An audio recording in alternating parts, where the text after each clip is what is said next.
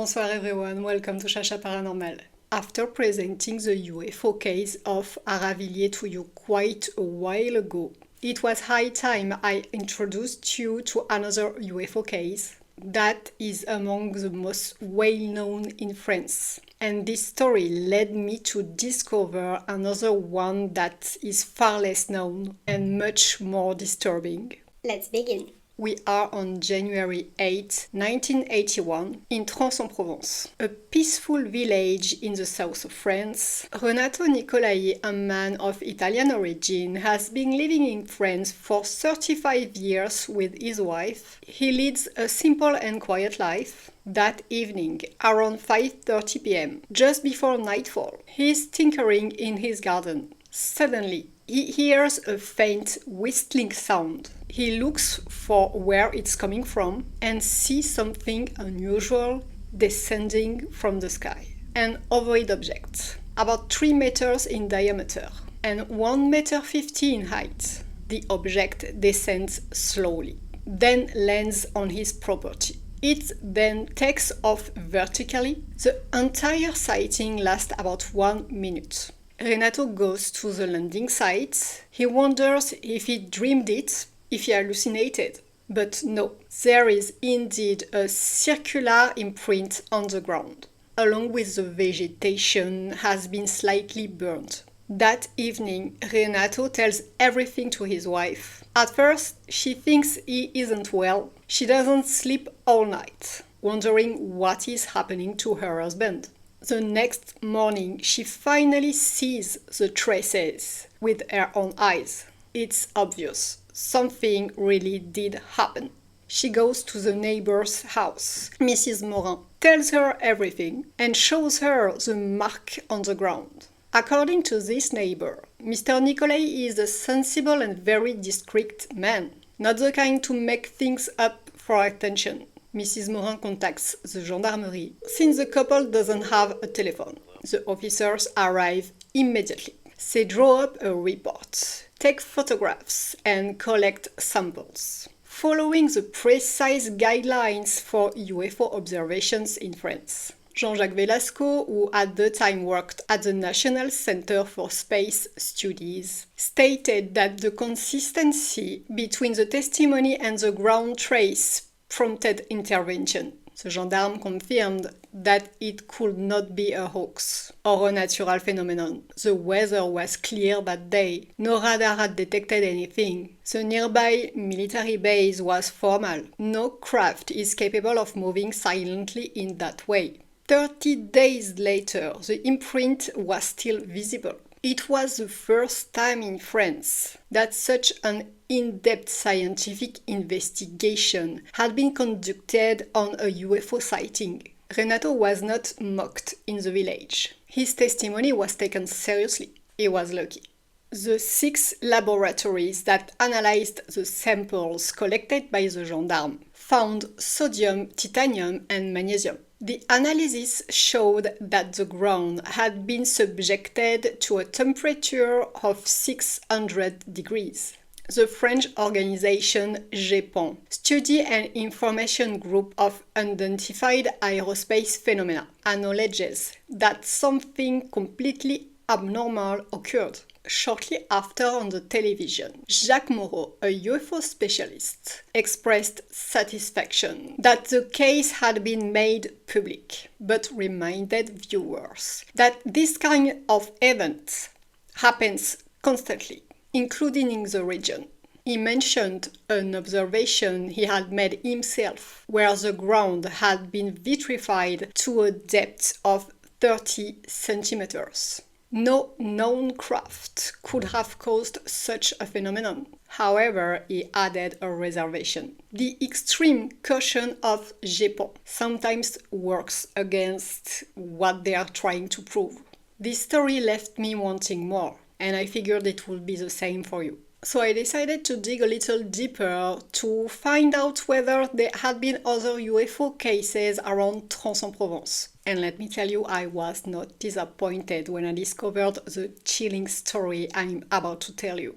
Let's go back a few years to the evening of October 19th, 1973. We are in Draguignan, just a few kilometers from Trans-en-Provence. It is around 8:40 p.m. and the sky is clear. A young man named Gabriel Desmogues and his girlfriend are taking a romantic motorcycle ride on the heights of Malmont, a small mountain north of the town. Suddenly, the young man notices a very intense yellow-orange sphere, surrounded by a lighter halo, moving slowly at low altitude before disappearing behind the ridges, leaving a red glow lingering among the trees. The young couple goes no further. Gabriel drops his frightened girlfriend off at her home in Draguignan. After that, he immediately contacts a friend who is part of a group of young people interested in UFO phenomena. His friends alerts 3 other members of the group, who immediately set out to observe the phenomenon themselves. That's how Alain Leca jumps into his Renault R8 with an anonymous friend. They are followed by Georges Macrae driving his Fiat with his friend Christian Bensa on board. The two cars climbs Malmont without incident and park near the orientation table. They step out of their vehicles into the pitch black night and gather around the stone table. Once their eyes adjust to the darkness, they notice at the summit of Malmont a white, diffuse glow, shaped like a dome. From this glow come strange sounds, comparable to radio interference. At the same moment, Georges, leaning on the stone table, feels it suddenly heat up. He himself feels as if it's being crossed by a sudden wave of heat. His friends feel the same inexplicable rise in temperature. Then, beneath the dome of white light, a red light appears. A moving light descending along the rocky path that leads straight toward them. What is it? The noises become clearer. Sounds of stones being moved by someone or something much heavier than a human being. And it's getting closer. Frightened, the 4 friends hide in the darkness. The red glow continues down the path, accompanied by a strange whistling sound, and this glow accompanies a humanoid silhouette, a dark silhouette, 3 meters tall. The red light seems to come from a belt worn by the entity.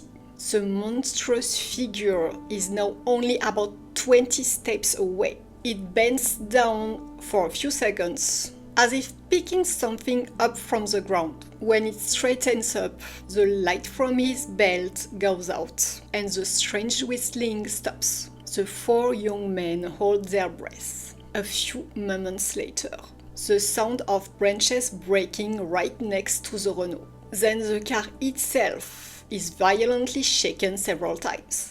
Terrified and wanting to flee, the witnesses rush to their cars. The Fiat starts and drives away, but things do not go the same way for the passengers of the Renault. As they are about to open the doors, Alain and his friend are suddenly blinded by a powerful white beam coming from the summit, then throw themselves to the ground until the phenomenon stops. But when the darkness returns a few moments later, there is another problem. The car won't start. They end up having to push it downhill. Eventually, the engine starts working again, and the 2 young men head back. It isn't long before Alain breaks to look behind him. A few steps behind the vehicle stands a silhouette, identical to the one seen earlier. But that's not all. There is another one, and a third. 3 terrifying silhouettes, walking straight toward the car. Alain accelerates to put some distance between them, then slows down again. The entities seem to have stopped walking. Curiosity gets the better of him. Alain reverses, headlights fully on. He can finally see their immense pursuers in detail. The 3 humanoids are wearing suits with a red light in the abdominal area. 2 of them wear square helmets. with rectangular opening at the eye level. The third wears a mask resembling a gas mask, with something moving in front of the face like a veil. Suddenly, the three beings start walking again in the same jerky manner. That's when Alain opens his door, puts one foot on the ground, and shouts several times toward the entities. Are you good or are you bad? I do that every time I meet someone in the street too. Maybe that's why I'm here alone making videos. The three beings turned toward each other and communicate with a kind of modulated whistling. In any case, Alain won't get his answer. Instead, the three giants start moving toward the car again, faster this time. Alain finally drives off for good. He stops a bit farther away to check if he's being followed. There is no one left. But Alain isn't satisfied. He turns around and goes back to the orientation table, headlights blazing, determined to make contact once and for all with whatever it is. But there is nothing left. Only the white light seen at the beginning remains at the summit. The story doesn't say whether his friend in the car agreed with any of this. In any case, Alain seems to have quickly reasoned that just because he couldn't see anything didn't mean nothing was there. The three giants might just be nearby, hiding in the darkness, ready to jump on them. So Alain finally turns back for good and returns to Draguignan. At that moment, his friend is relieved. Poor guy. But in the other car that left first, things also happened. Georges and Christian had a very strange experience. After driving about 100 meters, the passengers of the Fiat saw for a fraction of a second two gigantic legs crossing the road in two strides in front of the car. The headlights and dashboard lights immediately went out, causing panic for the driver, who was heading toward a bend. Everything slowly came back on, but 1 kilometer farther, the two giant legs appeared again. They were descending a steep slope, covered in brush, heading toward the road. The Fiat passed before the leg reached the road and quickly drove away. Georges wasn't done with surprises. As he drove along the straight stretch between the mountain and the town, his car suddenly found itself briefly perpendicular to the road, before returning to the correct direction, without Georges making any maneuver, as if the car had been manipulated by an unreal force. That night, the four friends returned completely pale to Draguignan. Sometime later, Georges returned to the site with Colonel Julien from the Space Intelligence Services. At the foot of the hill, they observed an imprint from which a cast was made, a terrifying footprint, about 30 centimeters long, ending in 4 claws. And that's the end of this very intense story. I hope you enjoyed it. Have sweet dreams, and I'll be back very soon with more strange French stories. Bye.